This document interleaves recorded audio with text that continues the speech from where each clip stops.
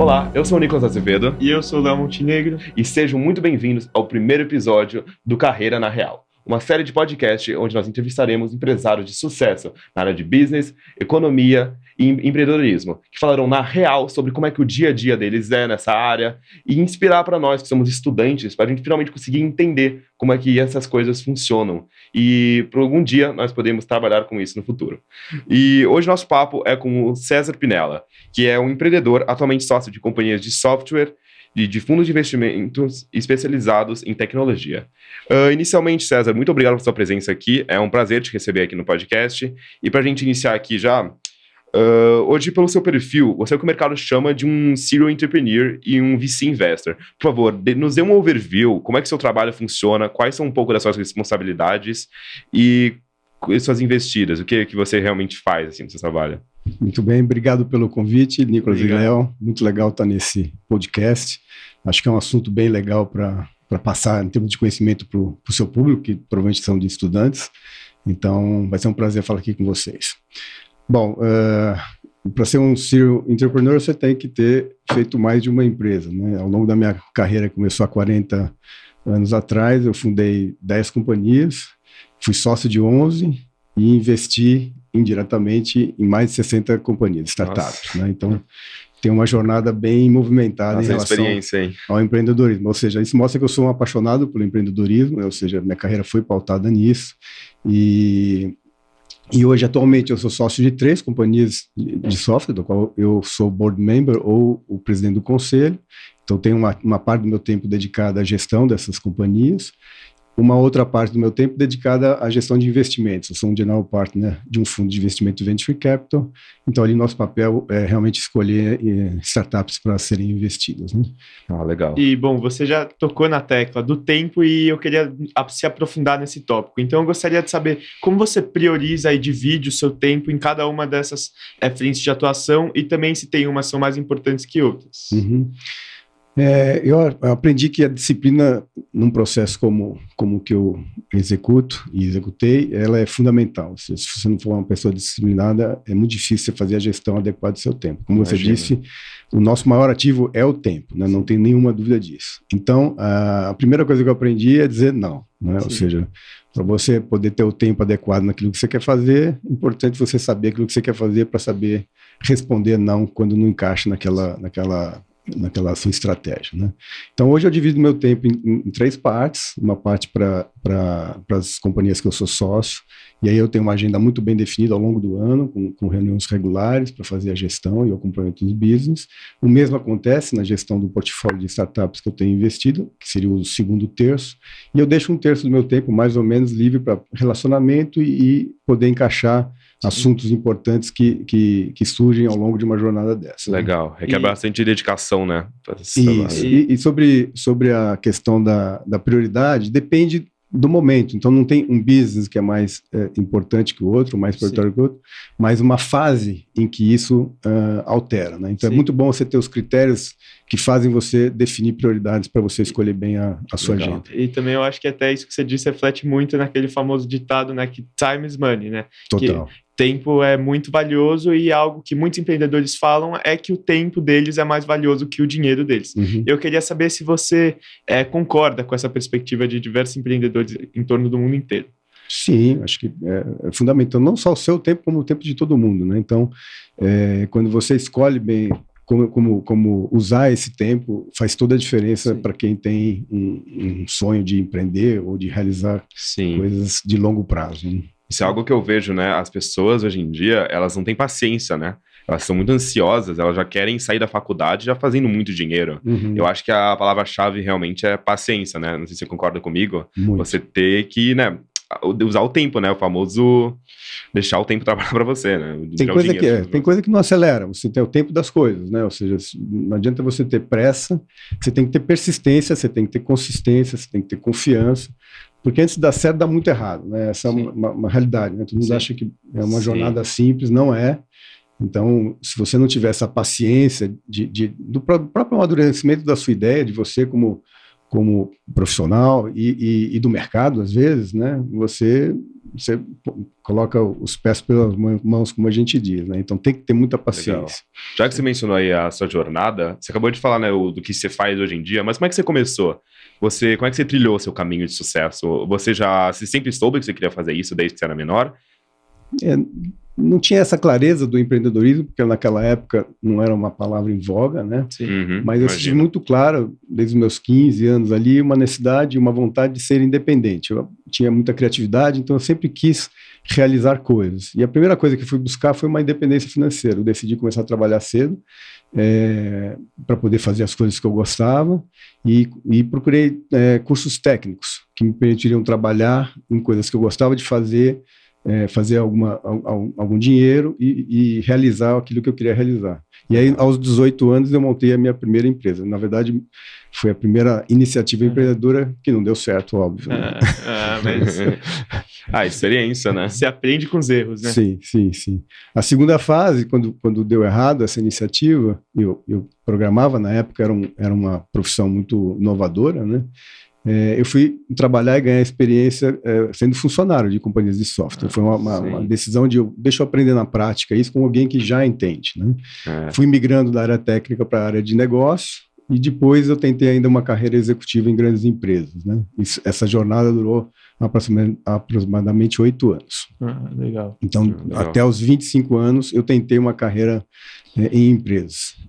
E César, eu gostaria de saber também, porque eu acredito que muitos jovens estudantes, até como eu, pensam em trilhar uma carreira na área de investimentos e empreendedorismo. Então eu queria saber se você tem alguma dica para esses jovens que pensam em trilhar esse caminho. Sim. Bom, empreendedorismo e investimento são duas carreiras bem distintas, né? E eu acho, na minha visão, na minha praia é o empreendedorismo, apesar de eu fazer investimentos, a minha visão é que o empreendedorismo nasce no comportamento. Ou seja, é uma atitude empreendedora, né? Você tem comportamentos empreendedores. E você pode ter isso no seu próprio negócio, você pode ter isso no negócio que alguém bolou, que você se engajou, ou numa empresa. Então, antes de tudo, quem quer empreender, acho que ter atitude empreendedora, cabeça de dono, ação de dono. Isso ajuda muito. Tem que ter atitude, né? Tem que mostrar que você está engajado naquilo, né? Tem que demonstrar paixão, né? Você tem que se comprometer para o seu trabalho, né? Isso é algo que acho que é muito importante, que as pessoas não pensam muito. Sim. E ter clareza do propósito, né? Saber o que você está fazendo. É uma palavra buzz hoje, né? Vamos todo mundo empreender, sou um super defensor do empreendedorismo, mas qual é o propósito? O que você quer realmente? O que te move a fazer isso? E uma outra coisa que eu acho fundamental, principalmente para os jovens, é muito cedo identificar quais são os seus talentos. Você não consegue empreender sozinho. Você vai precisar sempre de gente. Então, uma lição que eu aprendi é, primeiro conheça você mesmo, né? Saiba quais são os seus talentos, aquilo que você é bom, aquilo que você joga fácil, né? Você sabe disso, né?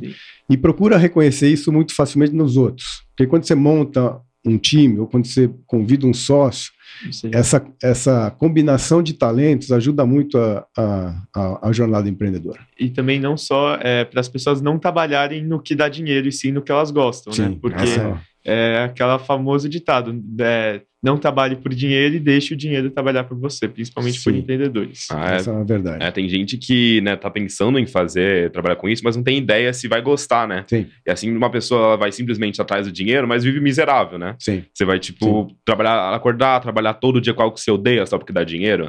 Eu acho que aí você nem vai conseguir produzir muito, né? Porque você trabalhar com algo que você não gosta, você não vai ter engajamento, você não vai ter disciplina, e vai virar um trabalho exaustivo, né? Então, acho que é o que você falou, é verdade, né?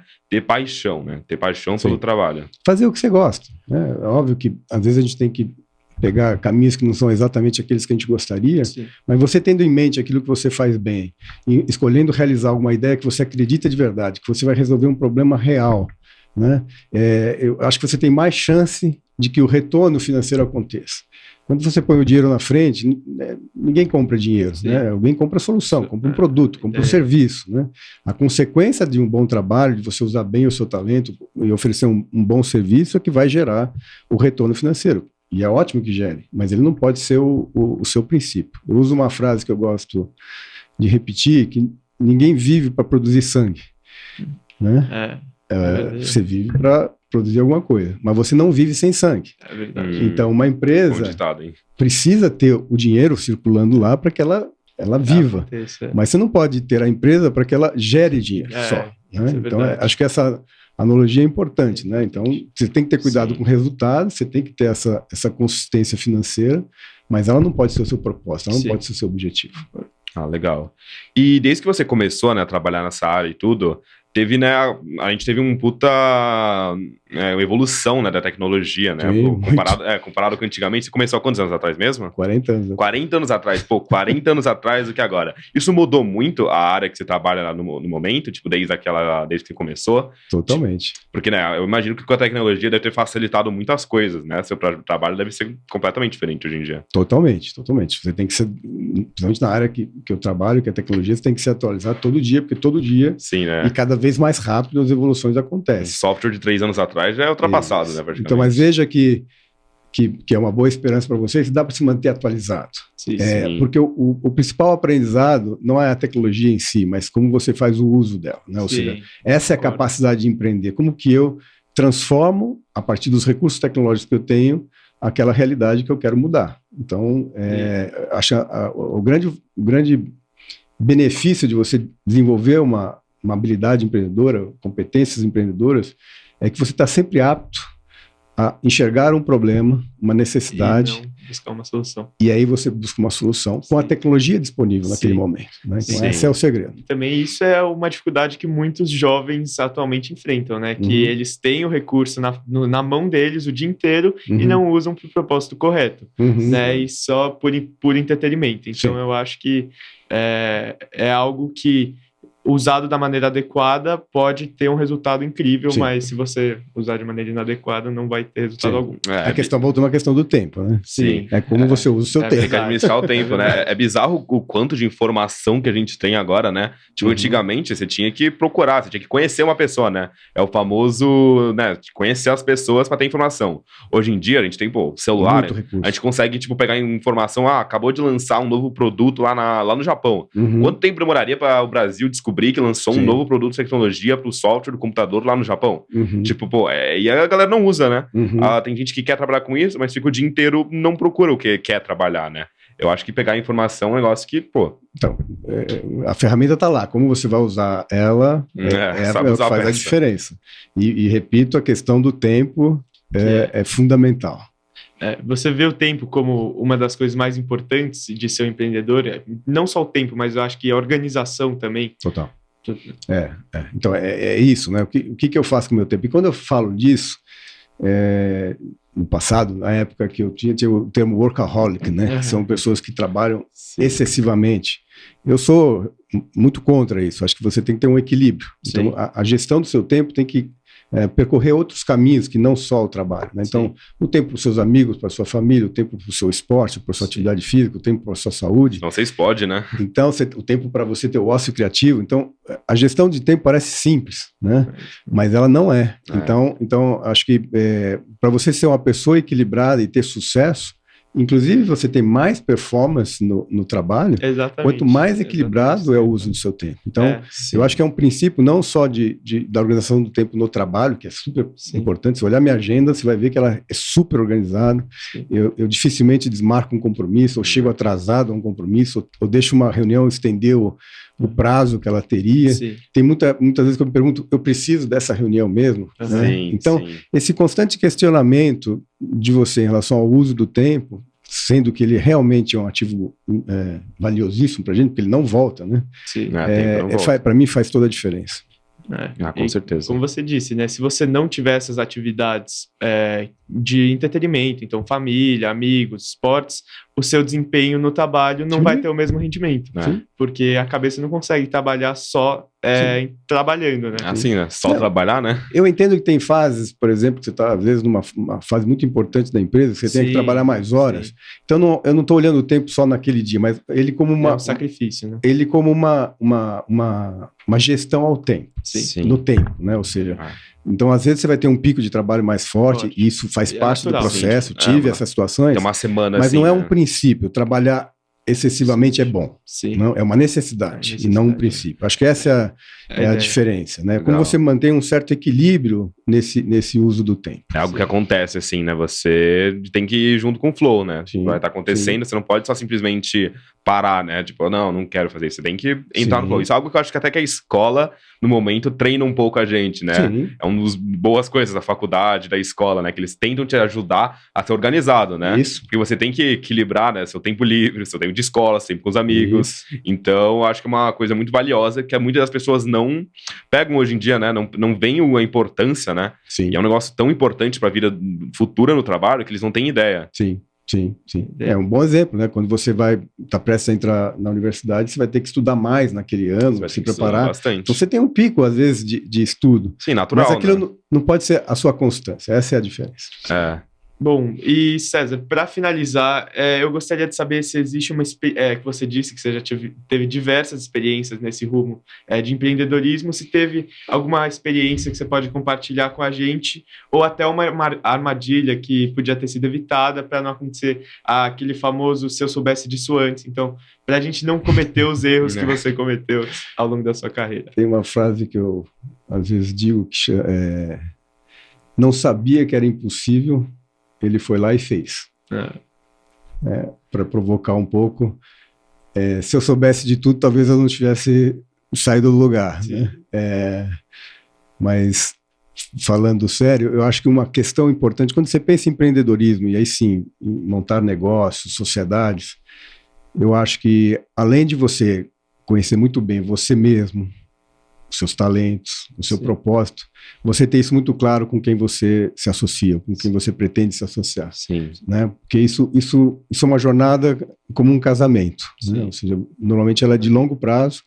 Então, quem você escolhe para se engajar nessa jornada tem que ser alguém que realmente faça diferença, que complemente, e que vocês tenham bases de princípios, valores e propósitos, né? Sem nenhum julgamento de quais são eles, né? Semelhantes. Né? Porque eu sempre digo que você pode discordar de tudo de um sócio, menos naquilo que é essencial. Sim. Aquilo que é essencial, você tem que concordar. É uma questão de relacionamentos, né? Você tem que ter relacionamentos, tem que ter o famoso networking, né? Exatamente. Conhecer pessoas para poder aumentar, né? Seu trabalho, aumentar. Isso começa com os sócios, mas depois vai entrar para as pessoas. O mesmo princípio, né? Então sempre ter esse critério de escolher pessoas que tenham alinhamento com aquilo que você pretende executar. E outra coisa que eu acho também fundamental é alinhar expectativas. Né? Uma coisa que eu faria diferente, né?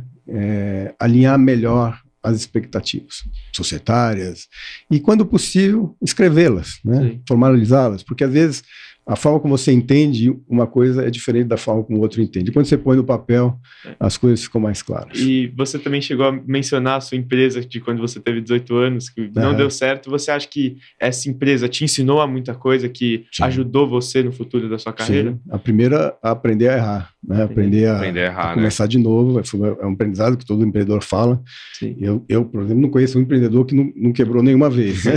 Sim. Então, assim, acho que é isso, você aprender aquilo que você fez bem, aquilo que você não fez bem, para quando você fizer a próxima, você fazer melhor. Né?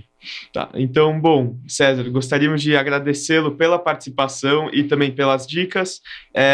Hoje, com certeza, você incentivou muitas pessoas a trilhar esse caminho do empreendedorismo e de business. E, bom, esse foi o primeiro episódio da série de diversos episódios aqui na Carreira na Real. Eu sou Leonardo Montenegro, este é meu parceiro Nicolas Azevedo, e agradeço vocês pela presença. Até a próxima. Muito obrigado.